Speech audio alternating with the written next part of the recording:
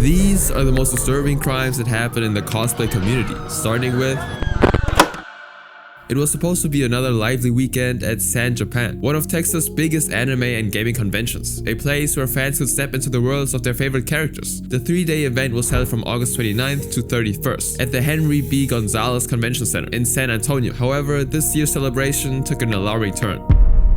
Kendra Noel Manning, better known online as Cat Noel, is a 25-year-old Texas-based artist and cosplayer with more than 115,000 followers on TikTok. She's known for her vibrant portrayals of DC characters like Harley Quinn, Raven, the Joker, and Starfire. And beyond her colorful builds, Kit often uses her platform to raise awareness about cystic fibrosis, a condition she's lived with her whole life, which is a genetic disorder that mainly affects the lungs and digestive system. Through her videos and charity work, including her organization, Cosplay Care Project, she's earned a reputation for combining creativity with compassion, showing that cosplay can be as meaningful as it is expressive. Now, just 2 days before the event, on August 27th, Kit posted an Instagram update announcing her plan to attend San Japan. It was a cheerful message that captured the excitement of an artist eager to connect with fans, one that, in hindsight, made what followed even more unsettling.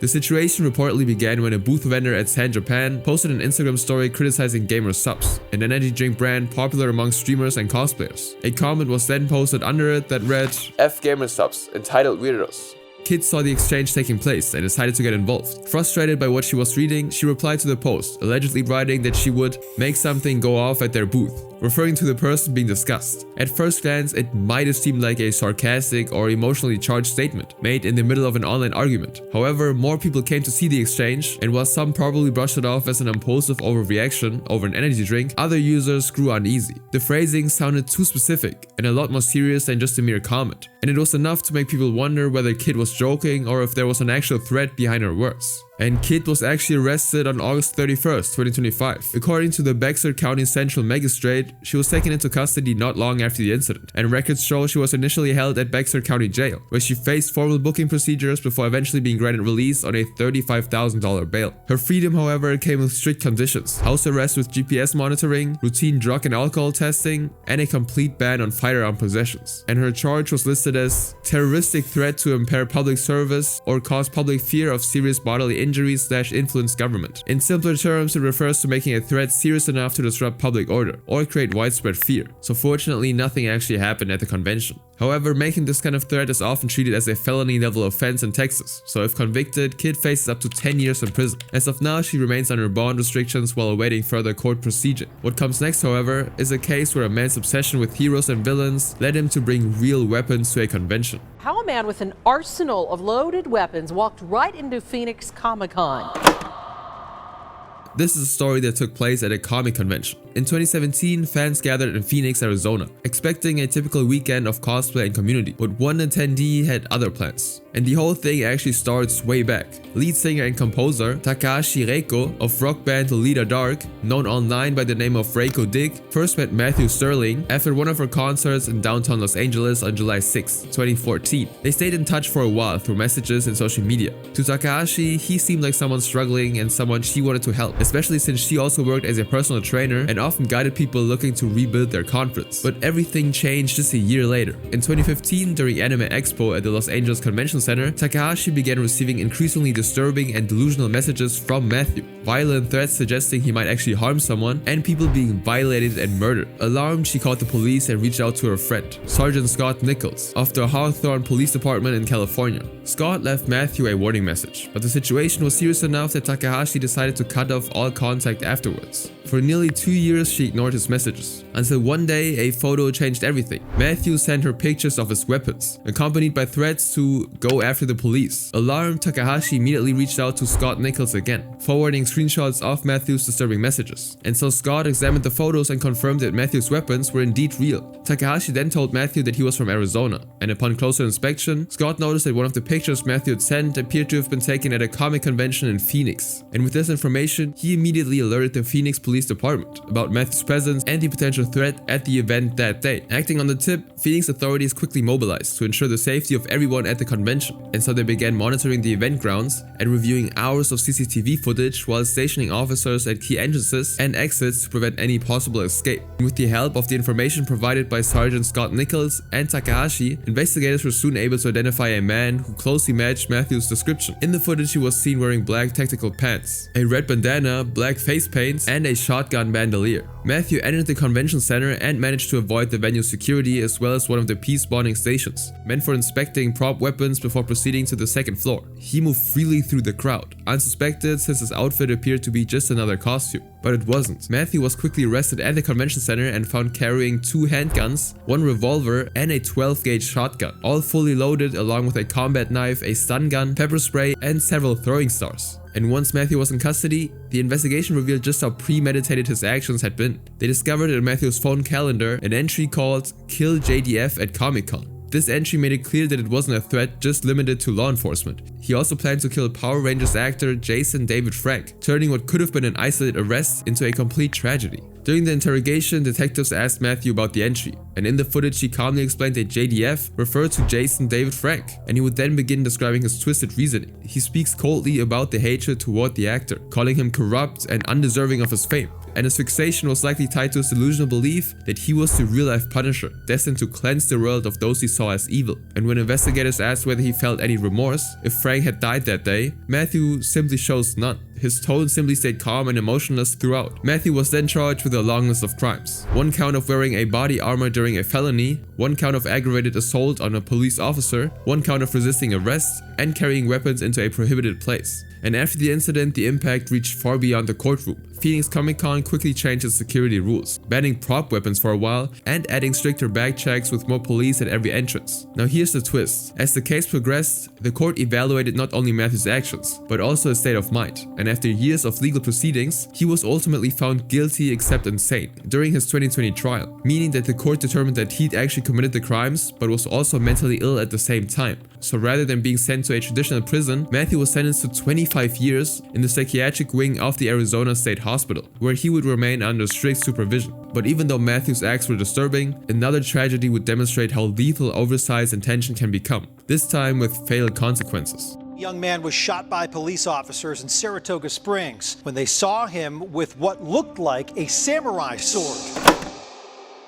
One of 4 children, Darian Hunt was born in Salt Lake City in 1992. His father, Marine Corps veteran Curtis Hunt, instilled in Darian the virtue of respect to authority, which Darian found admirable and aspired to be like his father. Now, due to domestic issues, Darian's mother returned to Utah after he graduated from high school, where he and his siblings were raised. And despite his upbringing, friends and family said that he grew into a wonderful person. He developed a strong interest in anime and eventually even became a cosplayer and used it as a way to step into the worlds of his favorite characters. And by then, his passion for cosplay had become a part of his daily life. So on the morning of September 10th, he went for a walk near his home, dressed as Mugen from Samurai Champloo, a character who shared his thick hair and overall look. To complete the cosplay, he carried the character's signature samurai sword. Now around 9:30 that morning, a person called 911. The individual reports that they've spotted a man wearing a red top and carrying a sword towards a public area. To the caller, it seemed kind of weird, and the fact alone made them uneasy. And when asked what Darian was doing, they simply said, "Again, just walking." Shortly after, 2 police officers, Matt Schauerhammer and Nicholas Judson, arrived at the area to confront Darian. One officer asked him what was going on, and Darian responded, explaining he was looking for a ride. And when asked to place the samurai sword in the police car, Darian declined, stating, "I can't do that." And when asked why, he simply replied, "It's mine." At the time, Utah law did not prohibit the open carry of swords or similar weapons, and individuals were generally allowed to own and carry a wide variety of knives and swords, unless they were a restricted person, such as a felon or someone with criminal intent. And there was also no specific blade length restrictions for knife or sword carry in the state. And so given the legal context, Darian's response was reasonable. He was within his rights to carry the samurai sword openly. But despite that, the casual conversation abruptly changed tone mere moments later. What started off as a civil chat abruptly became heated. Unexpectedly, he pulled the sword out of its sheath and moved forward, bringing it in the officer's direction. So both policemen instinctively grabbed for their firearms, thinking they were in danger. And in that instant, both officers opened fire. The first shot struck Darian in the right shoulder and forearm as he turned and began to run away. And so the officers decided to run after, and Darian never dropped the sword or sheath. He ran east, then north, chasing through a retail area filled with customers, employees at the top stop. The chase continued as officers grew increasingly concerned that Darian might pose a danger to bystanders. And even while critically injured, Darian held the sword, until he fell onto the sidewalk, and only then did he release it. Paramedics were called, and the responders arrived within minutes and attempted to revive Darian, but their efforts were of no use. The officers moved quickly to push bystanders away, while confused witnesses stood frozen, struggling to process what they'd just seen, and within hours, word spread across the community, carried through social media posts and local news reports. The story was shocking and surreal. A man dressed as an anime character had been shot in broad daylight.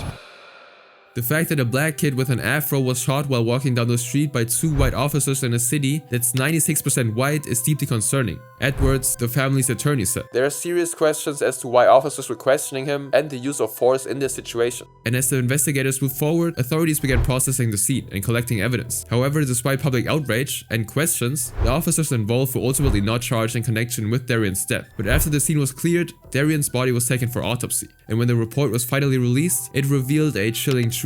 Darian Hunt had been shot 6 times. Several of those bullets entered from behind, suggesting he was running away when the shots were fired, and the official cause of death, multiple gunshot wounds. Jocelyn, a key witness, was in a nearby gas station and saw the officers confront Darian. She even snapped a picture. She recalled she got out of the parking lot as fast as she could. When I was passing, I saw one of the police officers with his arm extended, but I didn't see Darian again after that. Jocelyn's photo was only one of many images captured that morning. Crucially, her account showed no aggressive action on Darian's part, only that the officers had suddenly raised their weapons. And Darian's family refused to stay silent either. They believed the investigation had failed to reveal the full truth and fought for what they knew was right. And soon after his death, the Hunt family filed a federal civil rights lawsuit against the city and the 2 officers involved. The claim that Darian lunged at the officers with the sword seems to be inaccurate, Edwards said, based on witnesses who saw him running from police officers and our independent autopsy. The lawsuit alleged that Darian's constitutional rights had been violated. It also claimed that the city failed to properly train its officers in de-escalation and non-lethal force. But yet, despite the findings, the official ruling stated otherwise. Based on the totality of circumstances, I conclude that Corporal Matthew Schauerhamer and Officer Nicholas Judson were legally justified under Utah Code sections 762404 in their use of deadly force against Mr. Hunt on September 10, 2014. This office will not institute a criminal prosecution against either Corporal Schauerhamer or Officer Judson. Now, under this Utah Code, officers are allowed to use deadly force if they reasonably believe it's necessary to prevent death or serious injury to themselves or others, or to stop a fleeing subject who poses a significant risk. So if the evidence shows that the officers acted lawfully, they wouldn't have a criminal case at their hands. And so if the evidence actually shows that the officers acted lawfully, the state would be able to choose to not file any criminal case. And they did conclude that the shooting met the legal standard for justified use of force. But eyewitness accounts and reports never definitively confirmed whether Darian still actually held a sword as he ran, leaving many to question the necessity of the deadly force. This next case, however, takes us into the dark realm of the internet, where a life was taken in the most horrible way possible. He was known online as Inquisitor, better known as Inquisitor Ghost, a 23-year-old cosplayer named Vincent Plici that had captured the attention of the Call of Duty community with his lifelike performance and uncanny attention to detail. Viewers often remarked that he didn't just act like a character, he was the character. Across TikTok and Instagram, his content gained attention fast, and his following quickly passed 100,000 on TikTok alone. He wore the skull pattern baklava with a tactical vest and gloves that copied every detail of Simon, Ghost Riley, a British special force operator from Call of Duty Task Force 141, and in his videos you could tell that his movements showed how much effort he put into every shot. One feature that made him stand out though was his use of a red lightsaber, which he often mixed into whatever TikTok trend or performance he joined. The glowing blade gave his videos a unique identity, blending the worlds of Call of Duty and Star Wars, since in Star Wars lore an Inquisitor was somebody on the dark side trained by Darth Vader to hunt down the remaining Jedi after Order 66. So his name Inquisitor Ghost kinda made sense. That was the image he built online, until AJ.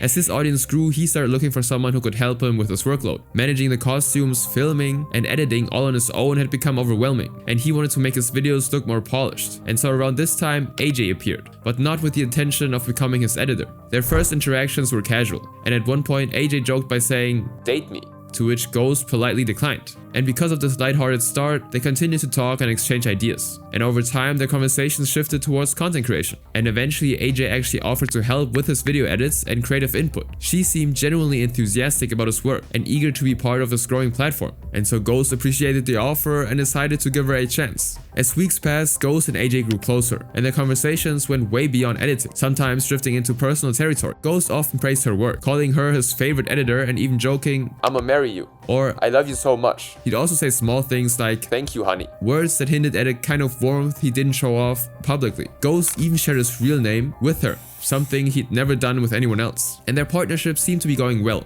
until September 2023, when Ghost suddenly decided to cut off contact with AJ. Someone actually warned him that she wasn't a very good person, and not wanting any issues tied to his growing platform, he quietly stepped away. For a while it seemed like that was the end of it. What happened next though revealed something he never expected.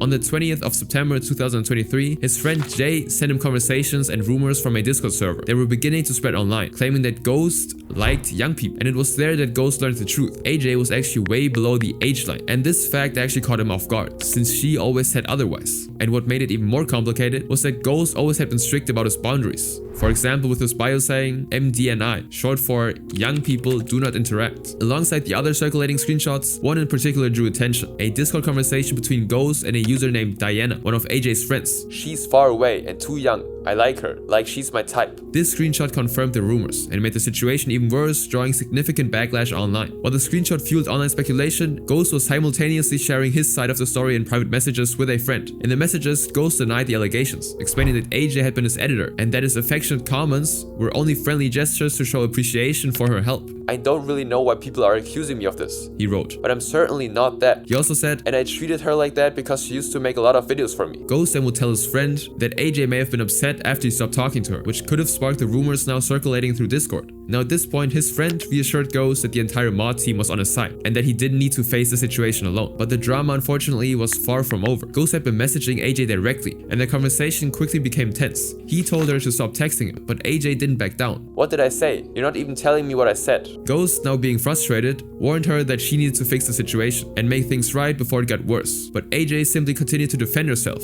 and she said over and over again that she never called Ghost a person attracted to younger people. But Ghost obviously had proof that told a different story. He showed a screenshot from her account in which she wrote, You do know that he's a person that likes younger people, right? I got a lot of proof. Now AJ would act shocked and deny the message, and denying the statement by saying, I never said that. I almost wasn't online today. but she would then say, Oh, Diana is on my account. still not admitting to spreading these rumors about Ghost. Despite all of this, AJ added that she missed talking to Ghost and maintained that she hadn't done anything wrong. She painted herself as innocent, while the evidence clearly suggested otherwise. After all of the back and forth between Ghost and AJ, the situation took an even bigger turn. On October 5th, 2023, another cosplayer in the community, known online as Keegan's Mask, officially exposed Ghost on TikTok. She received this kind of information from someone else and decided to go public with it, and would share the screenshots between Ghost and AJ that had been circling around on the Discord server. However, she faced immediate backlash because she hadn't actually double-checked the details and went ahead in a way that many felt was reckless, effectively attempting to ruin Ghost's career without having full confirmation. The posts were deleted almost immediately after the backlash started, and Keegan's Mask would later post a statement on both Instagram and TikTok sharing her thoughts on the situation. I acted on what I thought was true. All I did was call out Inquisitor for acting like a pret. Afterwards, she deactivated her accounts and went off social media entirely, disappearing from the public eye. But the damage her posts have done were already irreversible, as just a few days later, on October 9th, 2023, Ghost decided to leave this earth on his own.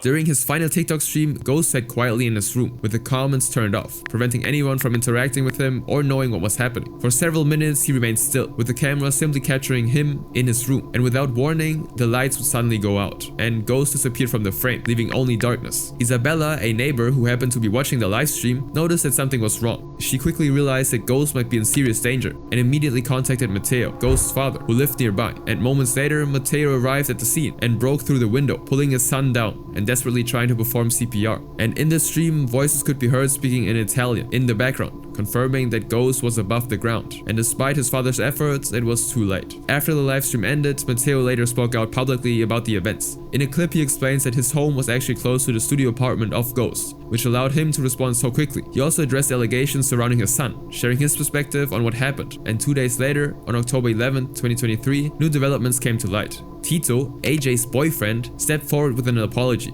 and along with it came screenshots that exposed the planning and actions he and AJ carried out leading up to the incident. In the TikTok video, Tito admits he doesn't really know why his girlfriend AJ would want to expose Ghost, downplaying the situation and shifting the blame onto her entirely. He mentions that AJ apologizes for what happened and refers to the live stream where the tragic event occurred. Tito insists that the goal was to only gather more proof that Ghost was a person targeting younger ones, and in another TikTok video he would claim, I never wanted to take it this far. However, photos and other evidence tell a very different story. One screenshot shows with AJ admitting that she knew Ghost had MD&I in his bio, yet she admitted, I said I'm not a young person, even though I am. Another photo reveals Tito instructing that they needed more proof, stating that if Ghost acted intimately, he would be exposed. And here's what I want you to do. I want you to keep flirting with him. If he starts to get intimate, then I will expose him. We just need better and more proof. The messages revealed that this was a calculated plan. This next story, however, dives into a level of depravity that's even harder to stomach. TikTok star accused of fatally shooting Houston in tragic mishap at Batman watch party. It's January 17th, 2021. Inside a house in Houston shared by friends, Snow and 5 others sit around drinking and smoking. Just another night for a close-knit group of cosplayers. But when Snow would pick up a gun she claimed wasn't loaded, the night would suddenly take a turn. With nearly 1.6 million TikTok followers, Mary Ann Oliver Snow, better known as Yandere Freak and Snow the Salt Queen, was a pretty big deal in the cosplay community. She was best known for portraying Junko Inoshima from the Japanese game series Danganronpa. On their Twitter bio, Snow even referred to themselves as the IRL Junko, and they were known to be highly possessive of the character, often criticizing others who dared to cosplay as Junko. Now, to give a bit of context, in Japanese media, a yandere, such as Yandere Freak, refers to a character who starts off as sweet and affectionate, but becomes violently obsessive and destructive towards the one they love. And over time, that persona became not just her stage thing, but her entire identity. Now, controversy frequently followed Snow's names, and so they were used to being the center of attention, whether it was through dubious actions or online drama. For example, in January of 2019, when Snow posted a video of themselves disguised as Junko Enoshima, provocatively posted on a headstone. One image even showed her sitting on a gravestone with nothing underneath the cosplay. Now, this was one of the things that caused a lot of social media reactions, which cemented Snow's status as an edgy cosplayer, you could say, and some even started calling her Graveyard Junko. Now, this was nothing compared to what happens next though. In the early hours of January 17, 2021, Snow and her friends were drinking vodka mixed with soda at the Houston house they shared. As they watched Gotham, Snow reportedly joked that they had a gun like the character Penguin and pulled out a Glock handgun, said to have been left behind by an ex-boyfriend. The group had handled the gun before, and Snow believed it was unloaded. The magazine was supposedly empty, and normally they would put it away after showing it off. But that night, they'd been drinking and smoking, and the gun simply stayed out. And as the night went on, one of Snow's housemates jokingly asked them to pretend to shoot them, and Snow unfortunately went along with it. And one of their friends, Helen, playfully said, "Oh, do me." And so Snow raised the gun to the left side of Helen's head and pulled the trigger. The room fell silent before panic set in. Helen collapsed, blood pooling into the carpet. Now someone grabbed a large red and white teddy bear to try to stop the bleeding, while Snow ran upstairs for a towel, waiting desperately for EMTs to arrive after they called them. Now Helen arrived at the hospital, and she was immediately placed on life support, and doctors showed Susan and Philip MRIs of their daughter's brain activity, or of what little was left. That was it, Susan recalled. There was not much there. And just 2 days after Helen was shot, she was taken off life support and pronounced dead at 5:18 p.m. Now, while Helen's loved ones were left to process the shock of her loss, legal proceedings were already starting. Every witness account from that evening was consistent. They all treated the weapon as if it were a joke, until it actually shot, thinking it was empty. So court papers filed on January 21st, just days after the shooting, show that Oliver Snow was released on a $20,000 bond in order to remain within the state. Now the thing is, the records later revealed that Oliver Snow repeatedly violated their bond conditions throughout August, skipping hearings and failing to keep their court-ordered GPS monitor charged, which caused them to miss curfew. And so while out on bond, Snow actually resumed her activity on TikTok.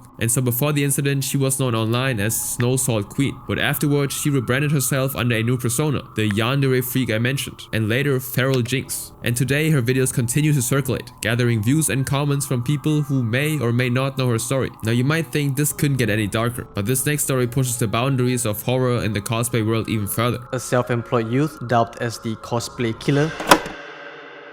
On October 22nd, 2013, Yaktim told her family she was heading to a male friend's house in Taman Kempaka, Malaysia, to attend a cosplay event. Yaktim was a Malaysian cosplayer known for her bright energy and passion for bringing her favorite anime and TV characters to life. And for her, cosplay wasn't just a hobby, it was a way to express herself and connect with others who shared the same passion. And her family supported her interests, often helping her prepare costumes and attend conventions. She was also known for staying in touch and always sending quick texts or posting cheerful updates whenever she went out. But that day, there was nothing. No messages, no updates. And when her family checked online, there were absolutely no signs of activity. That silence was the first sign something was wrong. which didn't feel like her at all. Her parents, growing desperate, turned to Facebook and posted about their missing daughter, asking anyone with information to come forward. And the word spread quickly across the local cosplay community, with friends and fellow fans sharing the posts in hopes of finding her. While searching for any clue, her family noticed that Yak Tim's laptop was still on, and her social media accounts were still logged in. And so they went through her messages and found a conversation with someone named Poon Wai Hong, a name they actually never heard of before, someone Yak Tim had never mentioned once. And so they decided to immediately go to Poon Wai Hong's house. Her parents confronted Poon Wai Hong directly, demanding to know where their daughter was. Now he appeared calm and cooperative, claiming that yes, he'd met her earlier that day, and according to his versions of events, they had spent some time discussing cosplay plans before he offered her to give her a ride to a nearby train station. He insisted that the last time he saw her, she was stepping onto the platform to catch a train home, and Poon Wai Hong even expressed concern for her safety and suggested that her parents report her missing. Yak Tim's parents, scared and unsure what to believe, decided to do exactly that and filed a missing person report with the police, marking the start of the official investigation. And when questioned by authorities, Poon repeated the same account, sticking to the story he told Yak Tim's parents earlier. In the days that followed, he even joined volunteers to hand out missing person posters and stayed in touch with investigators, appearing genuinely worried about Yak Tim's safety and doing everything he could to seem helpful and involved. But investigators actually soon began noticing cracks in his story. When the police reviewed the CCTV footage from the train station where Poon claimed to have dropped Yak Tim off, there was no sign of his car or any trace of the victim at the station at all. And so this discovery completely contradicted everything he'd said. And then came another concerning detail. Officers noticed a fresh bite mark on Poon's arm, which only deepened their suspicions. And so with these inconsistencies, the police decided to bring him in once again for questioning. And this is where, under the weight of evidence and growing pressure from investigators, Poon's composure actually began to break. He finally broke down and confessed to what really happened that day. He told investigators that he'd invited Yak Tim to his house under the pretense of planning a cosplay project. And as the evening progressed, things turned personal and the two were about to become intimate when a friend interrupted them, forcing Poon to actually step out briefly. When he returned, he found that Yak Tim no longer wanted to continue, a decision that went against what he expected, and so that quickly escalated into an argument. Poon then describes what happened next. He confessed that Yak Tim bit him as he tried to stop her from shouting, an act he claimed was in self-defense after she allegedly attempted to use a stun gun against him. Poon pushes her away,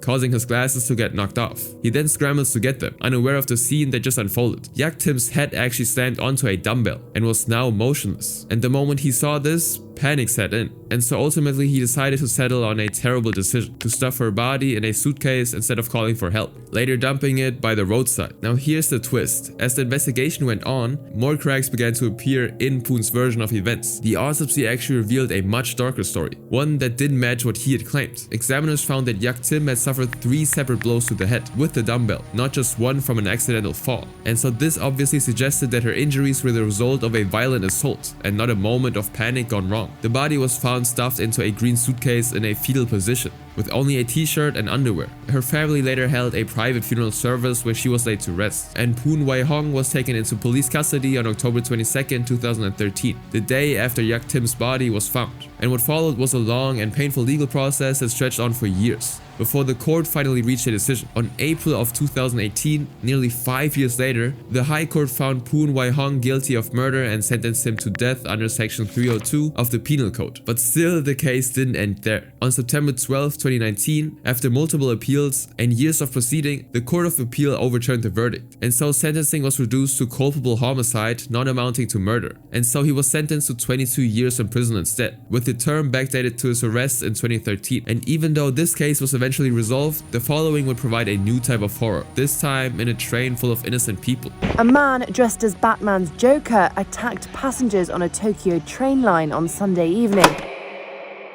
It was Halloween night, October 31st, 2021, and the streets of Japan were alive and bustling. Among the crowd was 24-year-old Kyoto Hattori. That night, he dressed as the Joker, an infamous villain from Batman, wearing a bright green shirt, blue suit, and purple coat. Around 8 p.m., he boarded Keio Line train bound for Tokyo's Shinjuku station. It was the usual scene inside the train. Some passengers were chatting softly, and some were half asleep after a long day. Everything felt ordinary, and it seemed like that for many when Hattori pulled out a 12-inch knife. knife. Now most people actually thought that this was a prop, considering it was Halloween, but that is until he decided to pull out pesticide and decided to spray it into the eyes of a 72-year-old passenger seated beside him, also instantly stabbing the man in the chest, attempting to kill him before turning the blade on others nearby. Witnesses recalled him walking slowly down the aisle, waving the knife as panic spread through the train. One passenger even said, "I thought it was a Halloween stunt. Then I saw the blood." Within moments, chaos erupted, and screams filled the carriage. And amid the panic, he decided to pull out a bottle of lighter fluid and set parts of the train ablaze with a Zippo lighter, which obviously led to smoke quickly filling the train. Now there's actually footage out there capturing people running between train carriages in terror. Kimura actually climbed out of the window himself, injuring his shoulder in the fall. Train doors were closed and we had no idea what was happening. We jumped from the windows, it was horrifying. And by the time emergency responders actually arrived, the scene inside the KO line train was one of chaos and devastation. 17 passengers had sustained injuries, 3 of them from the knife, and others from the smoke and the frantic attempt to escape. And the 72-year-old man Hattori stabbed was left in critical condition with his lung actually severely pierced. When the police boarded the train, Hattori told the cops, "I wanted to die," while calmly sitting cross-legged and smoking a cigarette on the Tokyo train. He'd also set on fire. Now he was arrested on the spot and made no attempt to resist. And in the days that followed, investigators began piecing together what drove Hattori to actually carry out such a horrifying act. And when questioned by the police, Hattori admitted his motive without hesitation. "I wanted to kill lots of people." Now this wasn't actually an isolated act of violence. Just a few months before his attack, another man actually carried out a strikingly similar assault on a train too. And that early incident took place the night before the Tokyo Olympics closing ceremony, when a 36-year-old man boarded a crowded train armed with a knife and a bottle of cooking oil. He stabbed 10 passengers at random, then attempted to set the train on fire too. Now during questioning, Hattori actually admitted that he had drawn inspiration from that earlier incident, even refining the method to make it deadlier. Looking at the line train case in August, I targeted an express train, which would have more passengers, and used cigarette lighter fluid. He also said, "I wanted to die. I messed up at work around June and wasn't getting along with friends." And so Hattori actually decided to purchase the knife he used over the internet, and was carrying around 4 liters of lighter fluid in plastic bottles when he headed into the city, which of course was filled with thousands of people in Halloween costumes. He also chose the Halloween night because he knew that Tokyo would be packed with people, especially around Shibuya, where a lot of people always fill the streets to celebrate. And so he left the hotel he stayed at that afternoon and took the train to this district. And during his trial, Hattori actually revealed a deeper reasoning behind his crime. He told the court that after discovering that his ex-girlfriend had married another man only 6 months after their breakup, he decided he wanted to cross the afterlife, but not by his own hand. He'd actually previously attempted to do that before, but failed. And Hattori, desperate for a way out, began planning something far darker, an act that would guarantee his death. As later he confessed, "I felt that I had to commit a murder. I wanted to become the Joker. I thought that if I killed 2 or more people, I would get the death penalty. It didn't matter who they were." In the final ruling, Judge Yu Takeshita condemned the act as an indiscriminate crime with a selfish motive,